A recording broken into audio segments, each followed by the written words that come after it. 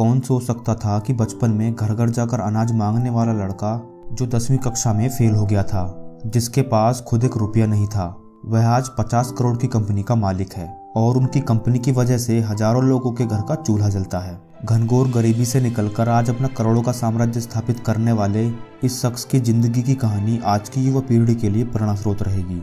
हम बात कर रहे हैं 50 वर्षीय रेणुका राध्य की, जो बेंगलुरु के नजदीक गोपसांद्रा गांव से ताल्लुक रखते हैं। उनके पिताजी राज्य सरकार द्वारा आवंटित एक मंदिर के पुजारी थे। हालांकि इसके लिए उन्हें कोई तयशुदा वित्तीय मदद नहीं मिलती थी। पूजा के बाद वे और उनके पिताजी गांव में घूम घूम कर चावल, आटा और दाल मांगा करते। उस मिले राशन को पास के बाजार में बेचा जाता और मिली रकम से पूरे घर का गुजारा मुश्किल से चलता। कक्षा 6 की पढ़ाई के बाद उनके पिता ने उन्हें घरों में नौकर के काम पर लगा दिया, जहां वे लोगों के घरों में झाड़ू, पोछा और बर्तन धुलने का काम किया करते। उसके बाद उनके पिता ने उन्हें एक बुजुर्ग चर्मरोगी व्यक्ति के घर पर उसकी सेवा सत्कार में लगा दिया, जहां वह उस बुजुर्ग को नहलाते धुलाते और उसके शरीर पर मलहम लगाते थे। इसी बीच उनके पिता का देहांत हो गया। सारी पारिवारिक जिम्मेदारियां अब उन पर ही आ गईं। पढ़ाई लिखाई के लिए समय न मिलने की वजह से वे 10वीं में फेल हो गए। उसके बाद उन्हें पढ़ाई छोड़नी पड़ी और रुपये पैसे कमाने के चक्कर में वे एड लैब्स में स्वीपर भी रहे और अलग अलग जगहों पर मजदूरी भी की। उस समय वे बुरी संगत में फंस गए, जहां रोज शराब पीना और जुआ खेलना उनकी आदत बन गई थी।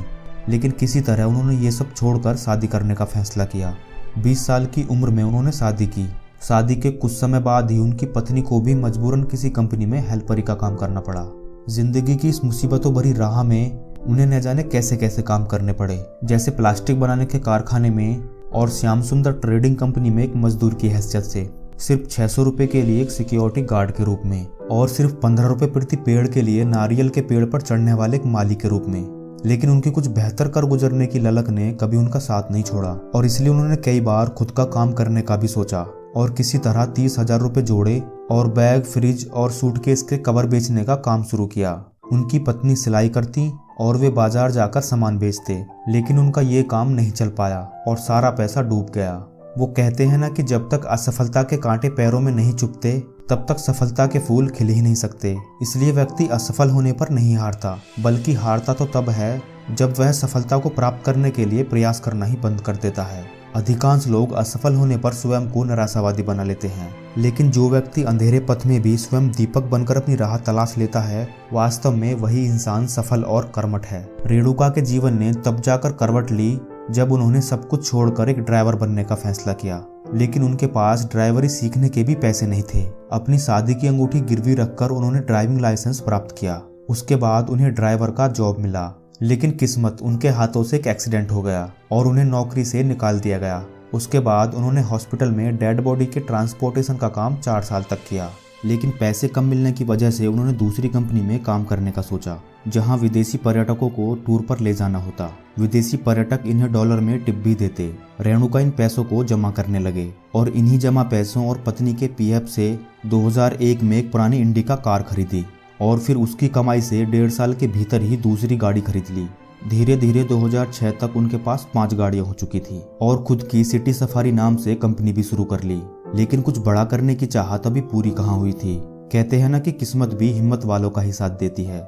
ऐसा ही कुछ रेणुका के साथ हुआ। जब उन्हें यह पता चला कि इंडियन सिटी टैक्सी नाम की कंपनी बिकने वाली है, तो साल 2006 में उन्होंने उस कंपनी को 6.5 लाख रुपए में खरीद लिया, जिसके लिए उन्हें अपनी कई कारें बेचनी पड़ी थी। उन्होंने अपनी जिंदगी में यह सबसे बड़ा जोखिम उठाया था, जो आज उन्हें कहां से कहां ले आया। उसके बाद उन्होंने अपनी कंपनी का नाम प्रवासी कैब्स प्राइवेट लिमिटेड रखा, जिसकी आज अलग ही विश्वसनीयता है। साल 2018 तक उन्होंने अपनी कंपनी को चेन्नई और हैदराबाद जैसी बड़े शहरों तक पहुंचाया, जहां उनकी लगभग 1300 कैब चलती थीं। मार्केट में ओला और उबेर जैसी कंपनियां आने के बाद भी उनके कारोबार पर ज्यादा असर नहीं पड़ा, क्योंकि उनके अधिकतर नियमित ग्राहक हैं और जो उनकी सुविधा से संतुष्ट हैं। दोस्तों, मेहनत और संघर्ष के दम पर कुछ भी हासिल किया जा सकता है। कभी घर घर भीख मांगने वाला बच्चा, बाद में मजदूरी और मामूली सिक्योरिटी गार्ड की नौकरी, और आज की तारीख में 500 करोड़ की कंपनी का मालिक, जो खुद 23 लाख की गाड़ी से चलता है। दोस्तों, संसार के 2 मार्ग हैं, एक में जीत तो दूसरे में हार, एक में खुशी है तो दूसरे में दुख। ऐसे ही जीवन भी 2 बातों पर आधारित है, सफलता और असफलता। यदि आप किसी सफल इंसान की सफलता का राज देखेंगे तो आप उसके इतिहास को उठाकर देख लें। इतिहास गवाह होगा कि वह व्यक्ति सफल होने के लिए कई बार असफलता की राहों से गुजरा होगा। जीवन में सफलता घबराकर, डरकर, भागकर या किसी दूसरे के द्वारा नहीं पाई जाती। सफलता तो आपके मजबूत इरादों, आपके साहस और अपने आप पर विश्वास करके ही पाई जाती है।